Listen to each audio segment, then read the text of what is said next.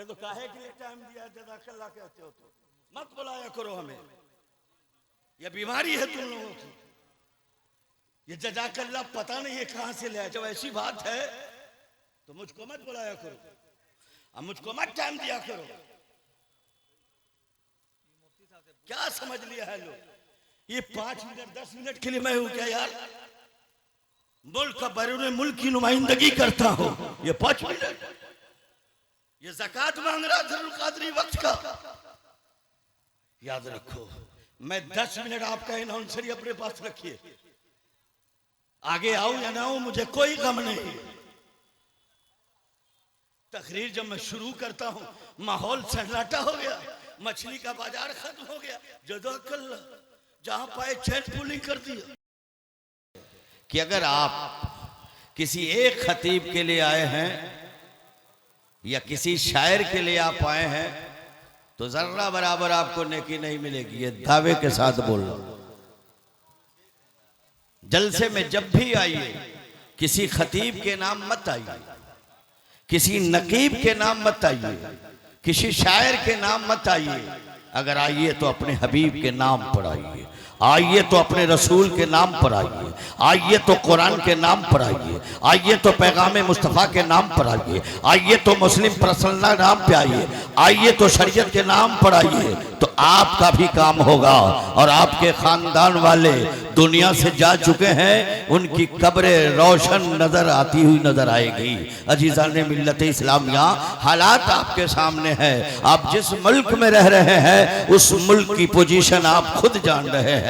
आप जिस मुल्क में रह रहे हैं उस मुल्क में मौसम की तरह हालात बदलते हुए नजर आते हैं। सुबह कुछ और माहौल है, दोपहर में कुछ और माहौल है, शाम में कुछ और माहौल है, दिन में कुछ और माहौल है, रात में कुछ और माहौल है। न जाने कब दिल्ली से कोई पैगाम आ गया हो तो हालत बद से बदतर हो सकती है।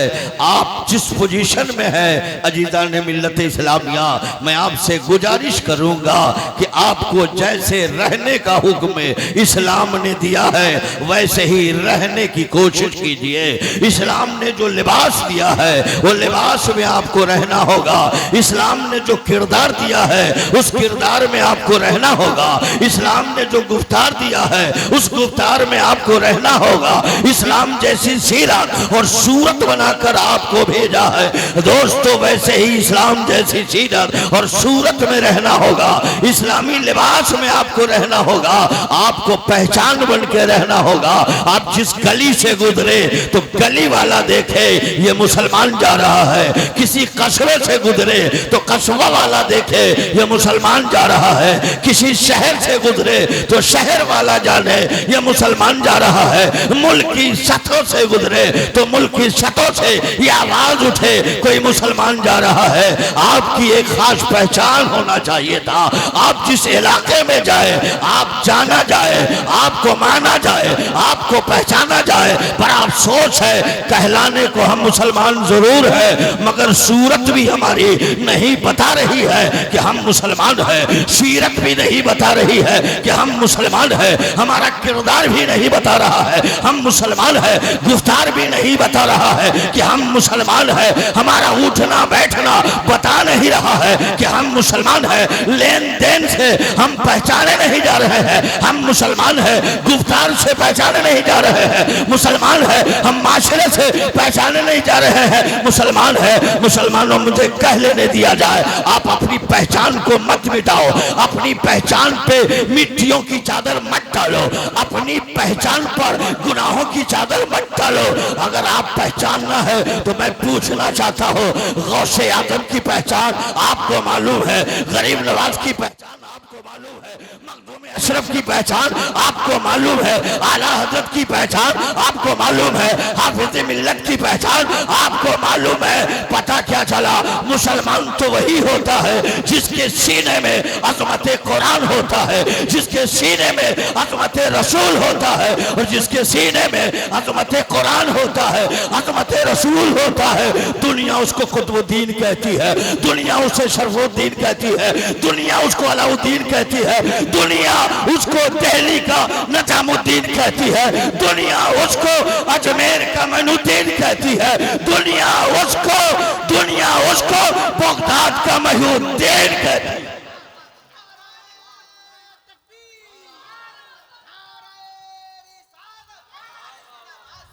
अब दीन फैलाने के लिए, कुरान पढ़ने और पढ़ाने के लिए अब कोई नबी नहीं आने वाला है, अब कोई रसूल नहीं आने वाला है, नबियों का सिलसिला बंद हो गया है। तो मैं कहना चाहता हूँ, इस्लाम फैलाएगा कौन?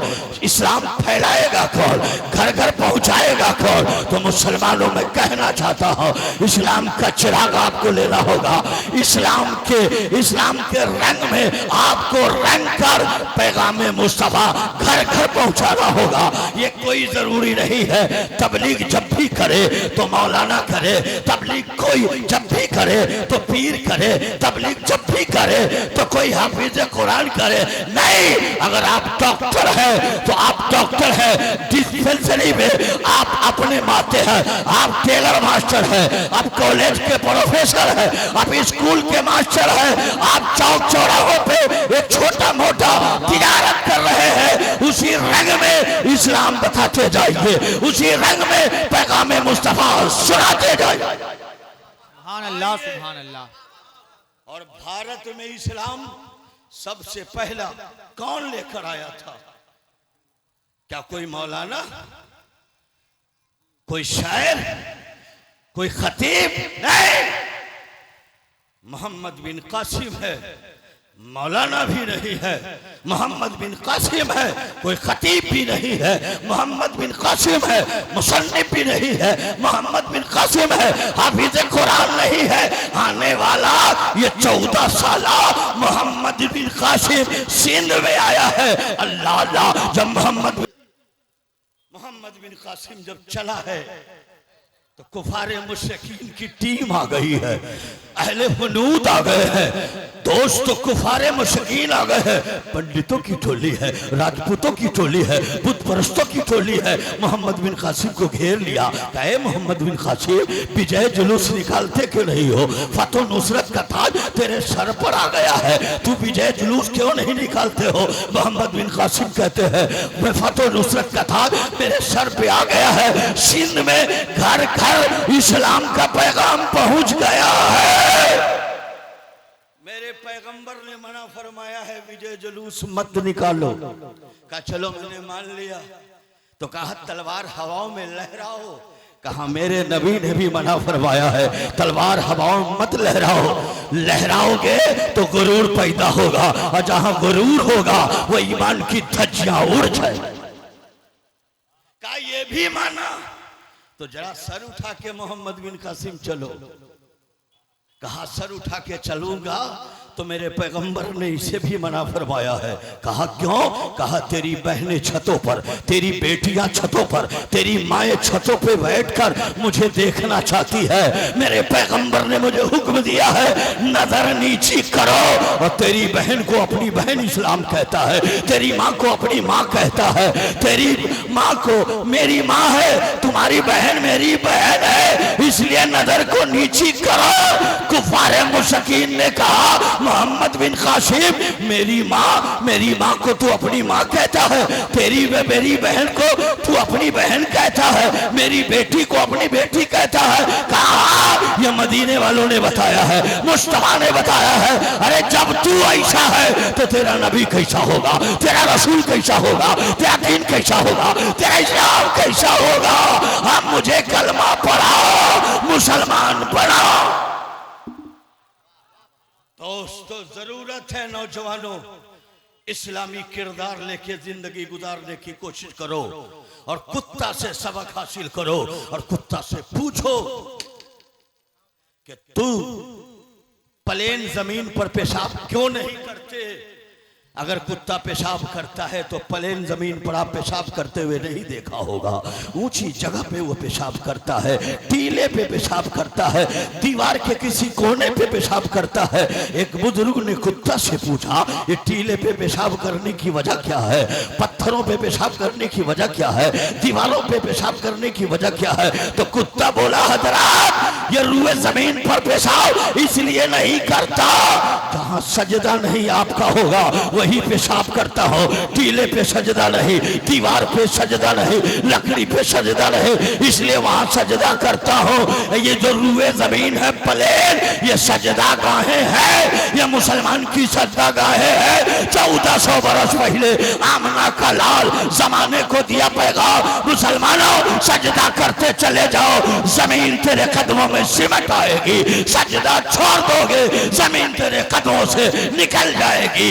ऐ इस्लाम के शहजादे, तुम चाहते हो पूरी दुनिया में परचम इस्लाम लहरे, तेरी आवाज हो, तेरा ऐलान हो, तेरा ऐलान हो, तेरा मिजाज किरदार हो, तो जरूरत है इस्लामी रंग में रंग जाओ और जमाने को बताओ 10 तो 10 है, दरिया भी न छोड़े हमने, पैरे जुल्मात में दौड़ा दिए गोरे।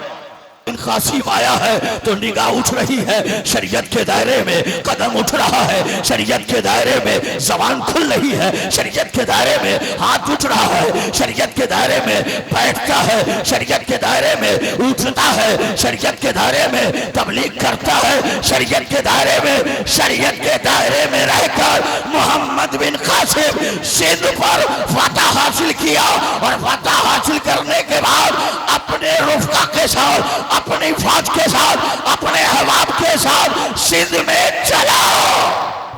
सुभान अल्लाह, सुभान अल्लाह। कोई तकरीर नहीं किया,